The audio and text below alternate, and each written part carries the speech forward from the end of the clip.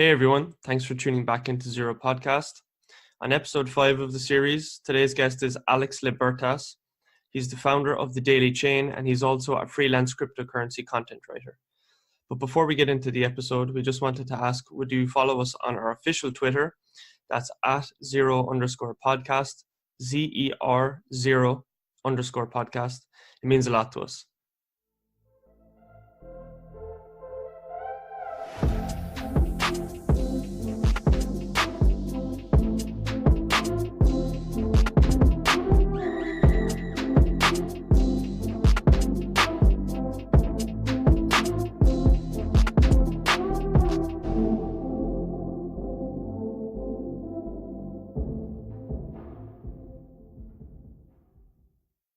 Alex, welcome to the show. You're coming on to talk about TheDailyChain, so let the people know what it's all about. Hi, thank you very much for having me. It's good to be here. So I'm Alex. I've created TheDailyChain and I'm also a freelance content writer. TheDailyChain is essentially a collection of news, articles, interviews, videos, all that sort of thing. The goal is to provide unique content and daily content as well. So we have a whole variety of content creators, people who you may or may not know. One of the more popular or most well-known is Brad Lorry, who is a YouTuber who has some very good interviews, very lengthy, very detailed. So I work with him in that he allows me to post his videos on the site and we sort of cross content share. But we have a lot of great content writers covering a lot of subjects. So the purpose of creating it was to give original content that, on projects and whatever. But what's your own writing background? How did you get started? So interesting, really. So I don't actually have a writing background as such, which I'm not sure it will surprise people or not. I actually probably haven't written anything when I was maybe 15, GCSEs, which is way back in school. Because I actually, when I went to university, I did music technology, and a lot of that's practical. So you don't actually end up doing much writing. It's a lot of sort of stuff on computers and that sort of thing. So I don't really have one, to be honest. It's just something that I started to do, and it started to work. Yeah, well, you seem natural. You seem natural, like a natural writer. You seem like you've been writing for a while, to be honest. Thank you very much. So you just created the website as well. You've a few months it's been up, I think. Yeah, it's been a couple of months. Do you want to go over some challenges when you're setting that up? Yeah, so unbeknownst to me, there's a whole load of challenges in creating a website, especially one that you want people to visit regularly. It's not as simple as it sounds, and I was on a limited budget at the time as well. So, I, with my stepdad, learned how to use WordPress, and we set the site up ourselves, which is a huge challenge. If anyone who's ever used WordPress out there will probably tell you it's a completely different skill set. It's certainly unique, and simple things that you want to do don't seem so simple. So that the setting up the website took quite a while, a couple of weeks maybe, and it was quite a challenge to understand that as a tool and to get that up and running. But since it's been up and running, it's been fine. There are various things you have to take into consideration when creating a website, such as search engine optimization, which is making sure that your articles appear on Google when people search for certain keywords and things like that. So these are things that I wasn't necessarily doing at first, but I've since found out to be incredibly important.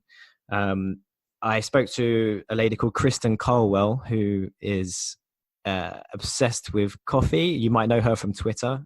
She was very, very helpful, very lovely lady. She taught me through why it's important and why I should learn how to do it. And it's things like that you don't necessarily take into consideration at first. You just want to be able to... You learn along the way, yeah. Yeah, you learn as you go, basically. And I'm still learning things every single day about how to sort of manage the site and create content schedules and make sure that it's fresh and different every day. So there are a lot of challenges to face along the way. but I felt it was important to have a site. And the whole thing with the site was that on Twitter, articles, posts in general can get lost very, very quickly. Yeah. So it's just the way, it's the nature of the tool, right? Although probably the majority of the people who are going to be listening to this will be on Twitter, they'll know that it depends on the time of day. It depends where your audience is. It depends, there's a lot of things you have to take into consideration. So anyone who's followed me for a while will see that I don't post anything in the day in UK time because most of my audience is American, for example, which Yeah, of course. not many, exactly. Yeah. Not many people will know that. So I have to be considerate of exactly when to post my articles to get maximum exposure. And you only really get a couple of tries, really. You can retweet it later in the week.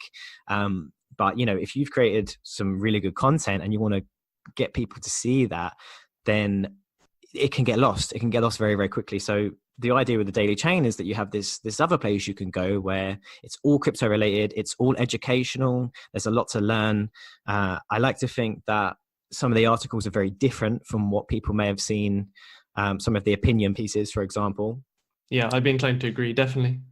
Exactly. Yeah. And it's just another place to go for people to learn and to read thought-provoking articles, basically. So that's, I noticed myself. So the team's expanding the Daily Chain. And I like to say to people, look, think of this as another medium, another Twitter, another place where you can post your content and get another audience. And, people will come here, and it may be a different audience that will read your content. So I noticed that a lot of the people in the team, fantastic content, a great bunch of guys, very small accounts on Twitter. And when I sort of approach people to see if they want to join, the idea was that I didn't want anyone who was hugely popular already, because there are a lot of accounts, a lot of large accounts who, they're fairly comfortable with what they're doing. But personally, I like to follow small accounts on social media. And I think the small accounts a lot of the time are a lot better.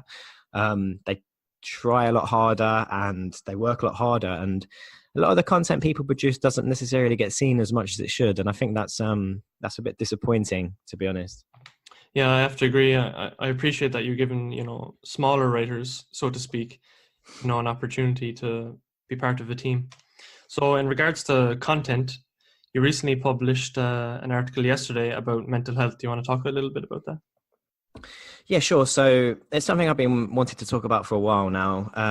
Partly what sort of kicked this on was the loss of my old Twitter account. So if anyone's, whoever's listening to this, most likely know that I had an old Twitter account with over 5,000 followers, and got wrongly suspended by Twitter about 3 or 4 weeks ago now, and I've had to restart again. So although in the scheme of things, this may not sound like the biggest deal in the world, to me, it took, 9 months to a year to build up that following, to build up that community.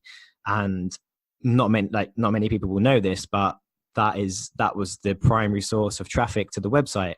So, I felt bad for the writers and the team that I couldn't get eyes on their work as much as I could. So it's not just about losing an account, it's about losing traffic to the website. So that was why I was so disappointed with that.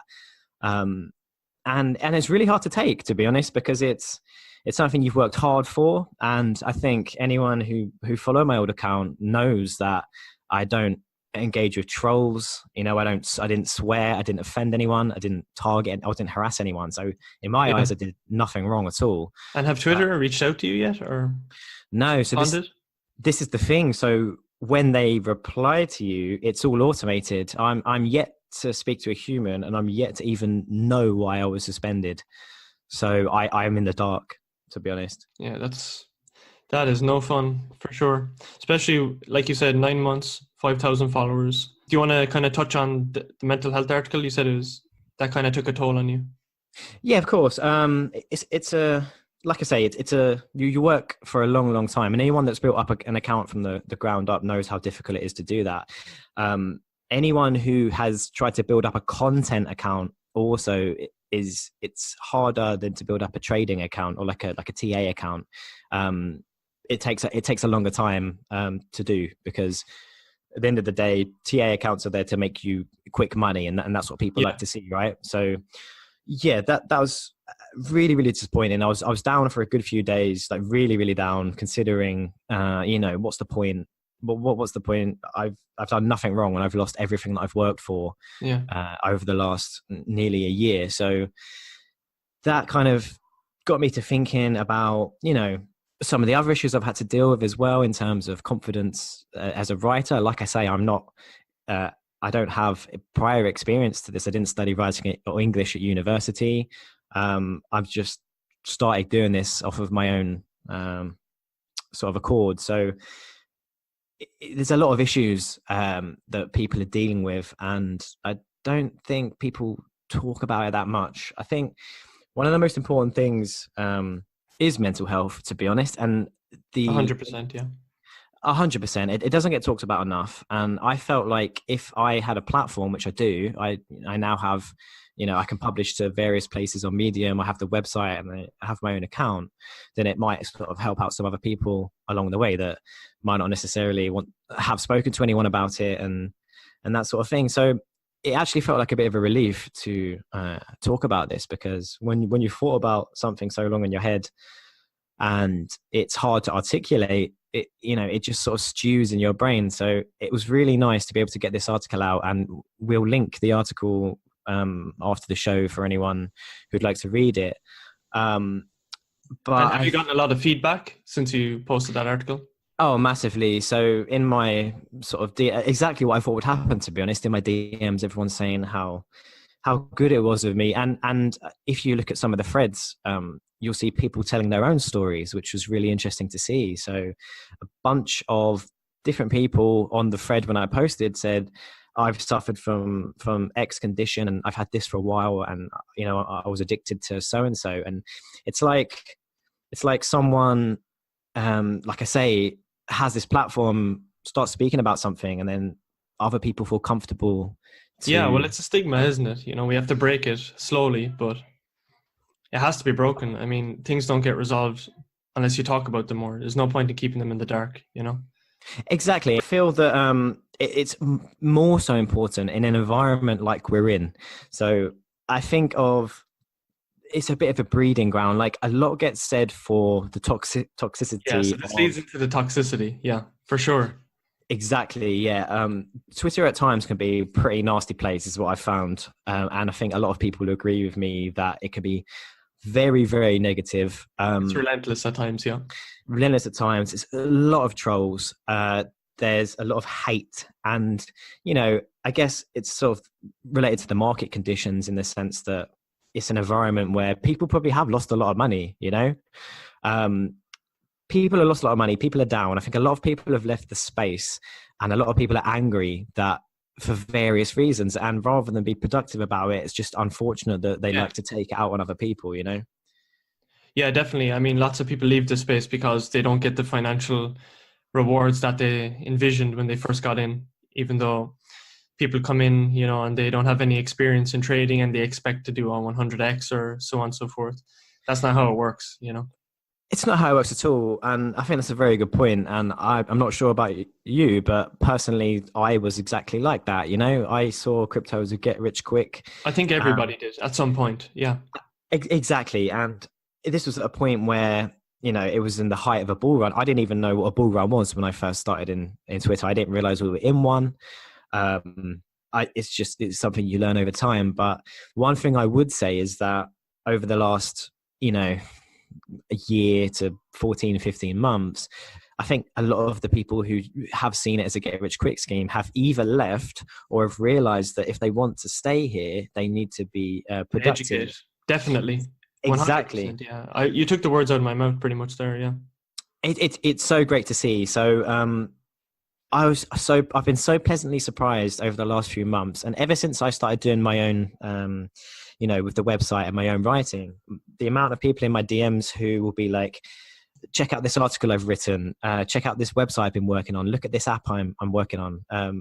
What do you think about this? And it seems like the people that are left are really trying to build something and to lay some foundations now, whilst we're in this sort of market. So I think hopefully we are seeing a less toxic environment, and the people that are remaining are serious and they are here to stay. Definitely. I mean, when you put it into perspective, say next year, 2020, we have another bull run at some point, Mm. hypothetically.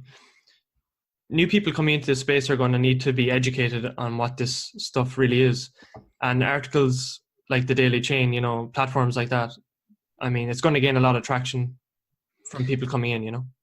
Exactly, and that is exactly why And I as felt you like. just said, you're building a foundation. So Exactly, and that's also my thinking as well. That's the idea of the Daily Chain at the moment, and there are a couple of really good websites similar to mine out there at the moment who are doing the same sort of thing. Um, like you say, as soon as we start to see some shift in the market and new people come in, the first place they're going to go is somewhere where you can find guides, tutorials. guidance, of course, yes. Exactly, and Like something your that I Brad found. Lowry's, yeah. Exactly that, yeah. Really informative, educational. And when I joined, I didn't really see it, to be honest. I didn't really see much of what we do on the Daily Chain. So in my mind, it's sort of filling a void that wasn't necessarily there or easily accessible, a couple of years ago when I first joined. So it's great to see that people now are providing this educational content, and it will help investors in the future.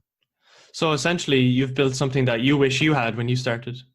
Exactly that, yeah. And to be honest, that's why I've reached out to so many of brilliant writers who focus on completely different things.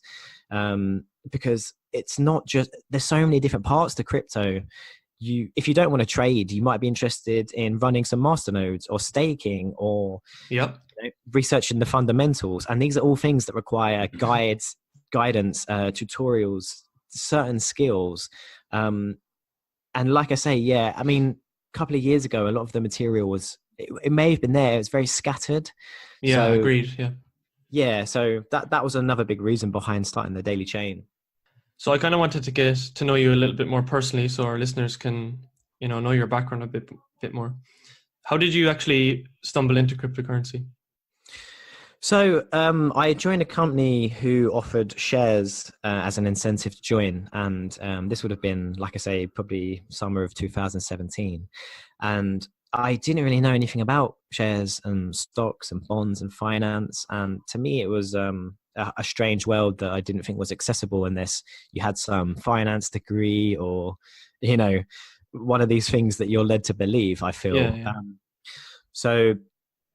I started researching what a stock was, what an RSU was, and then that got me into sort of getting some trading apps and this sort of thing. So one thing I noticed was Bitcoin, and I think at the time it would have been probably about 3K, August 2017, maybe 3K. Yeah.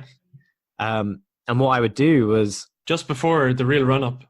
just before the real run up, and I had this app called Bucks. I'm not sure if you've heard of it. It's BUX, No, and I haven't.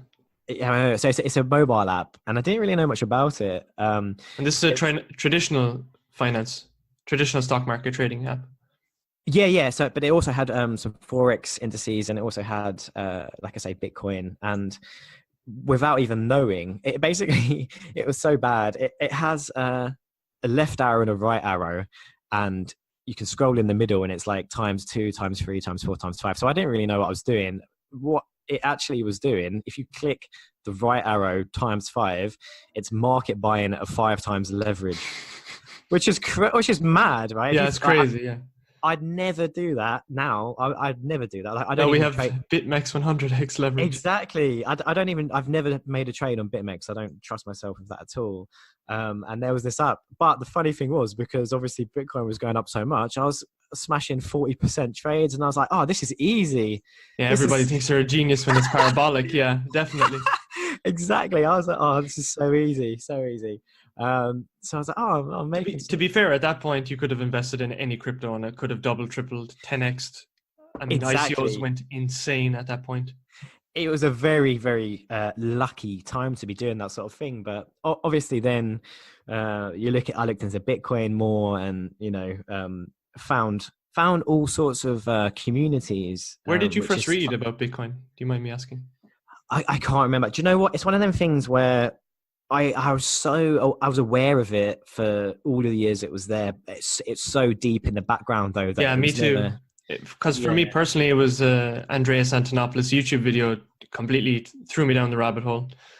So I'm always interested to know, like, what was people's first entry into it? Was it an article? Was it a video? Was it on Twitter? Was it on YouTube? Yeah, it's really interesting. Everyone's got a completely different story. It's really intriguing. Um, but yeah, no, for me it was pure accident. I'd say pure accident. But then I'd imagine that some of the news coverage later in the year, it could have always ended up happening anyway. You don't know, do you?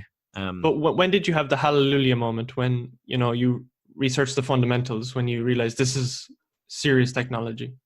Serious technology and the community. To be honest, it was like I found this. I found this Twitter community. That's where I started, and I started following some accounts, and I was like, this. I was drawn to it. I was like, everyone's so passionate about what they're talking about, so passionate about what they're doing, and that led me to Reddit, and then I found out about sort of Reddit groups and people talking about coins and all this sort of thing. And then it was Telegram. I was like, what the hell is Telegram? I've never even heard of this in my life.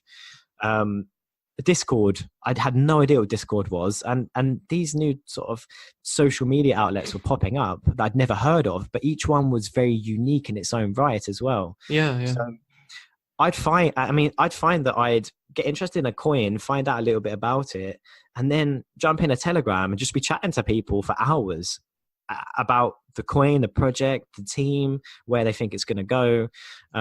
And that for me was probably the most intriguing part, to be honest. It was the communities. Community, yeah. Exactly, the sub communities. Each coin has a different type of community based on what social media it is, and that people have different ideas and the content's different. Fundamentals, yeah. Exactly, and to me, I was fascinated, and I think part of it was probably feeling like you're part of something as well, to be honest. Like it's a movement, right? Bitcoin's a movement, crypto's a movement. It's like, yeah, it does feel that way at some points. I mean, maybe more than some points. It definitely does feel that way. You feel like you're part of a revolution almost. exactly, revolution for Bitcoin. But then again, when you sort of look at all the different projects and how they can benefit society as well, and how blockchain technology can help improve different sort of aspects of human life as well. And then you find within that you have these passionate supporters of that project that you sort of you're bonding with, who you might never speak to in real life, but your passion for that coin and the ideas of that project, you both sort of resonate with, and because of that you end up meeting these people online that you become really close to. Definitely, with similar interests, definitely. And one thing, what happened for me when I came into this space was I started questioning the financial system, the banking system, the current structure, and I started to learn more about it, how it works, and how it just makes sense for us to enter a digital era where it's just, digital assets, tokenizing these things. It just makes sense when you think about it, because we use PayPal more now than we go to the bank. So it just makes sense. Everything is going in that direction. So, I totally agree, man. I live in London. I haven't used cash in about 6 years. well, when I tell my parents that, cash is slowly dying out, I don't think they believe me quite yet, but it's definitely time will getting tell. there, man. Time will tell. So while we're talking about the community of coins and meeting new people, do you have any favorite projects you want to kind of talk about? You're keeping an eye. Yeah, I mean, I don't want to sort of just out and out shield stuff, but I think everyone that's followed me for a while knows my favorite projects. We were briefly talking before the show, and we're both fans of TheDailyChain. But I've got articles on the website, interviews with the team, so people will be able to read up about these projects. But it's TheDailyChain is a very interesting coin. They have a lot of partnerships. Yeah, they really do. Yeah, a lot of partnerships. Very ambitious. Very ambitious. They've obviously got Long, who was NEM on the core team at NEM, so he's had experience with running a coin that's been worth over billions at times, and very impressed with the progress of that coin. Then I'm a big fan of T Food. primarily because of what they're trying to do. It's like a supply chain for food traceability. Yeah, I actually saw a tweet about this from Dion today. Shout out to Dion. He actually put a tweet out today about this. It's very intriguing. They're trying healthy foods. It's very intriguing.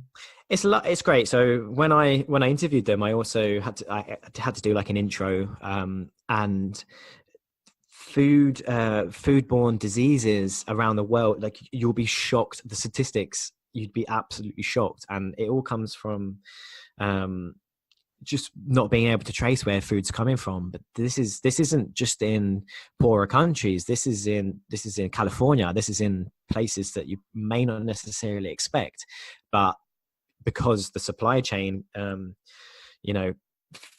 quality of the food overall is degrading. Exactly. And it can be, if a disease starts in one place, it can be months and months before, once all the paperwork's been done, to be able to trace that back, to find the source, and then only then being able to cut off the rest of the supply, because there's a lot of work involved. So obviously their idea is to use that on the blockchain, where everything's stored at the same time, has to be verified by multiple parties, and it's a lot easier and simpler. So I like projects like that are trying to solve. And they source all their own foods as well, if I'm correct.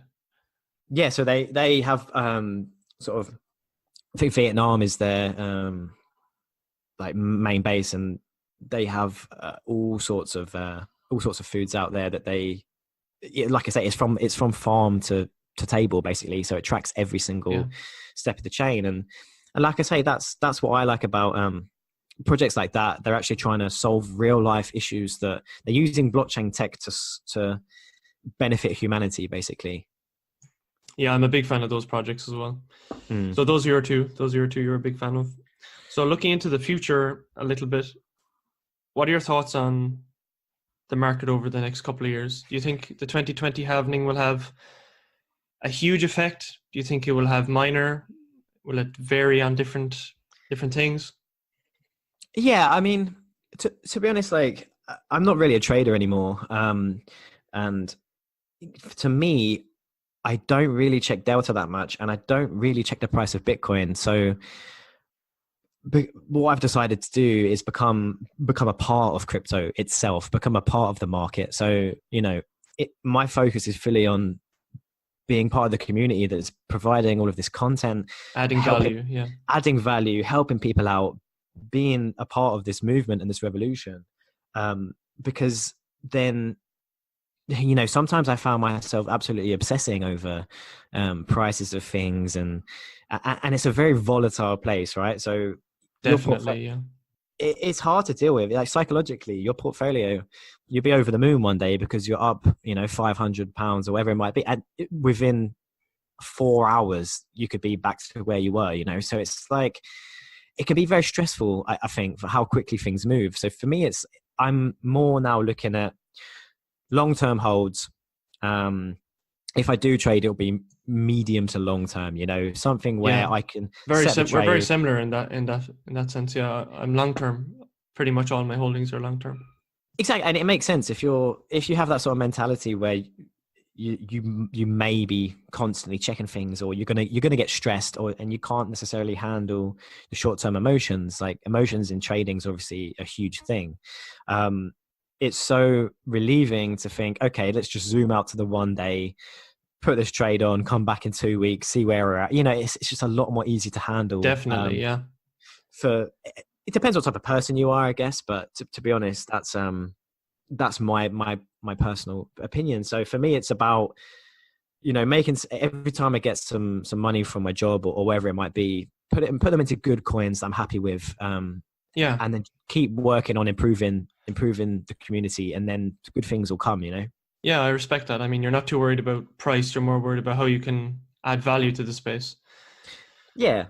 So, I mean, we've covered a lot today. One last question, Alex, before we finish up here. If you could give advice to people who are coming into this space new and they don't know where to go, what kind of advice would you give them? Come to the TheDailyChain. I mean, that's not bad advice. No, I'm only joking. Okay, I would say take everything everything you read, not with a pinch of salt, not with a handful of salt, with a bag of salt. It's the worst That's place you good can advice. be. Honestly, don't believe everything you read.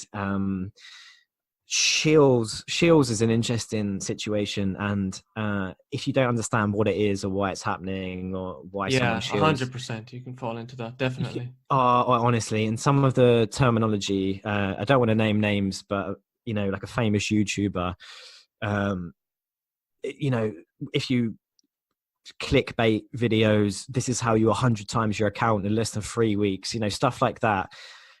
It's damaging for new people. It's It's nothing so else. damaging. It's the quickest way to lose money. Honestly, it's the quickest way to lose money. But it's hard. It's hard because people come into the space like we were talking about, and they think it is that easy because they've read on the news that people are becoming millionaires just for buying some Yeah. Bitcoin and all this sort of thing. So It's only a select few, yeah. Exactly. And it's tough. It's really tough. Like I came into crypto, I had like we were just talking about, I had no idea how charts worked. I had no idea about financial instruments or how stocks work, anything like that. So to come in sort of so ignorant and think that you can just walk in and make a bunch of money is the worst thing you can do. You need to educate yourself as much as possible. And I think things like using trading account, what they call demo accounts rather than Yeah, your real practice, yeah. account. Practice accounts, absolutely perfect. Because things like that will get you used to the environment. Like I say, just be careful of some of the things that you read because, yeah, like I said, I don't want to name names, but a whole of some people's brands and their business They're relies. traps. Yeah. Yeah, it's traps, and it relies on those sorts of people. It's the sad and honest truth about the space and where we're at. But Definitely, yeah. this is why things like paid groups have such a stigma behind them, is because they prey on these sorts of people a lot of the time. People that think they can just pay someone £1,000 and manage to get so many in returns. In reality, that's not the case. So you're saying yeah. education, definitely. Educate. Education, yeah, exactly, education. But I understand that that's it's not as easy as that, and it is easy to get caught up in the movement, and it is very exciting when you first join. Let's not forget, Definitely. I mean, it's like a honeymoon phase almost when you first join. It was for me at least. Really went down the rabbit hole, checking the price every hour on the hour. It was crazy. I remember losing sleep. I'd wake up and check my phone and at 4 a.m. and yeah, I'd used to trying to consume as much knowledge. Well, like having trades on where I didn't actually know what I was doing, and I remember at times I was like, in my head, I'd be like, right, so if I get 5 times on this coin, I'll use that money, and then I'll get 7 times on that coin. Almost as it was a guarantee, yeah. Exactly. Yes, so newbie at the time when you look back, yeah. Well, luckily for me, I wasn't trading that much, but I definitely was trying to consume as much knowledge as I could. I made some terrible trades, but not as many. Definitely not that many. That's the thing, man. Like, I don't think I've ever made a 7 times trade in my 2.5 career. So I don't, I don't know why I thought I'd be able to do it then, but, so thanks for coming on anyway, Alex. This was really fun, man. I hope to have you on again at some point. Absolutely, man. Thank you so much for having me. Let the people know as well where they can find you, on Twitter, and where the Daily Chain, they can find that. Of course, yeah. Like I say, it's TheDailyChain.com. Daily Chain News is the Twitter account where we'll sort of post the articles and the videos and stuff. And my personal Twitter is Alex Libertas 2, but we'll link all of these. I'm sure. For sure. And thanks for everybody for listening. We'll be back next week with a new episode. Bye for now.